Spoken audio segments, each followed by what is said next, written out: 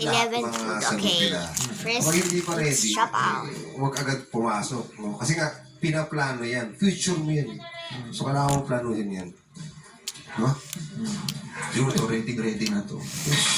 Ready na to. Yeah. Pwede ko na nga itong ilaban sa Miss K. Ready na to. Swimsuit na lang po yan.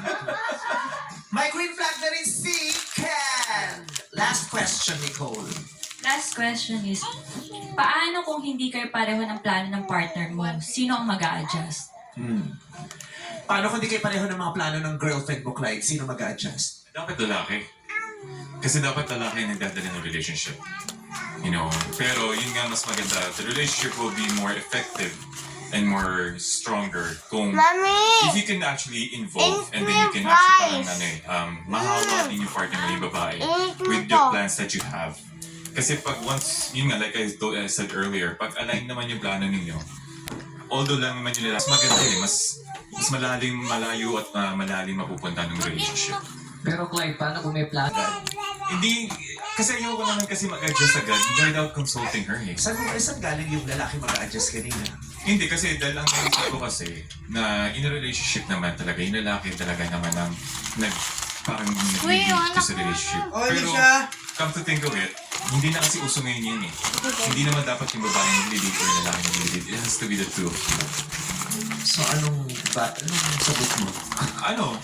Actually parehas na lang kami. There's no way. Like ako, like Hindi you na said, yung lalaki. hindi naman dapat lalaki, pero both sa amin is compromise. Sino sa kanino ulit yung sagot? Sige, guess ko lang. Binabago na yun. Pati yan. Tayo eh. Kasi yung sa una, dapat lalaki mainit. So, Lalaki. X. Both. Check. Daryl. Siguro po both. Kasi Both din. Both. Sa kanya bangka. Oo, ito both. Kasi mamaya, Roro yung sa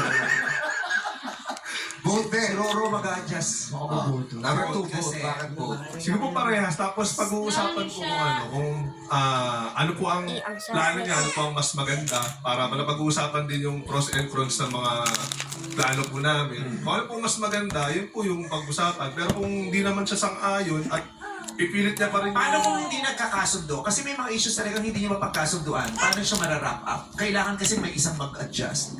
Hindi po kasi ako mahilig makipagtalo na po sa babae kung ano po yung gusto niya. Sige na lang, kaya ako na lang po. Bahala na po siya, basta pagpe-pray na lang po kita sa ano.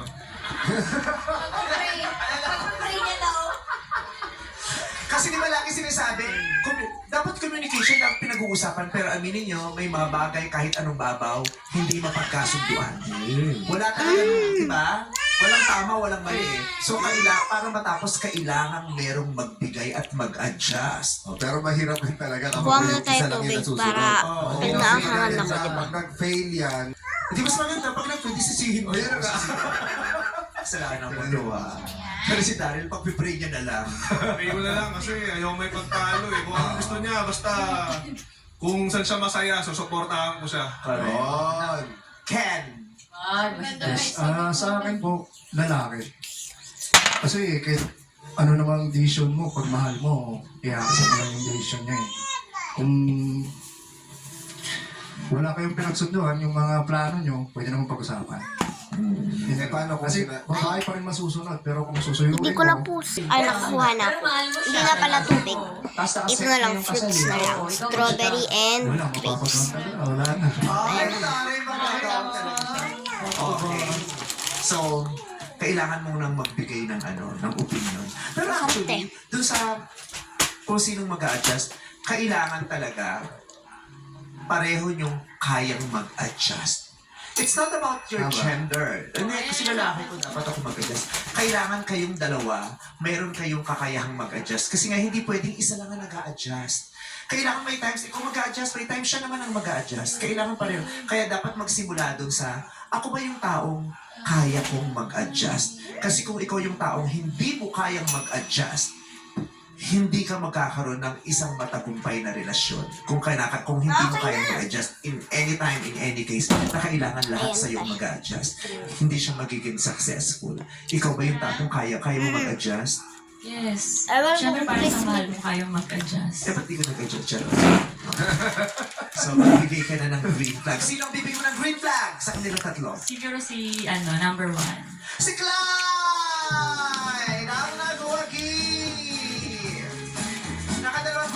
Congratulations, Clyde. Pakilala na natin yung dalawang searches na hindi nabigyan ng green flags. Kaya naman, Daryl, magpakilala ka na kay Nicole.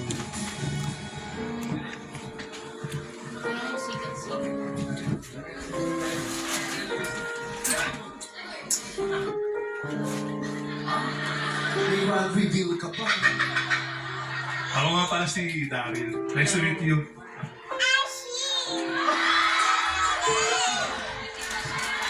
Sayang, hindi tayo nagkaroon ng mahabang pagkakakilanlan pero pagdadasal lagi kita na sana mahanap mo ng tunay na makapagpasaya at tunay na kumbaga makapagpatupad ng gusto mo sa buhay. Dahil, ito ka dahil. Dahil naman, ito ka na, halika na. Pero nakakatuwa siya, no? Yung, kung ano lang yung totoong nararamdaman niya. Parang Gentle sinusugar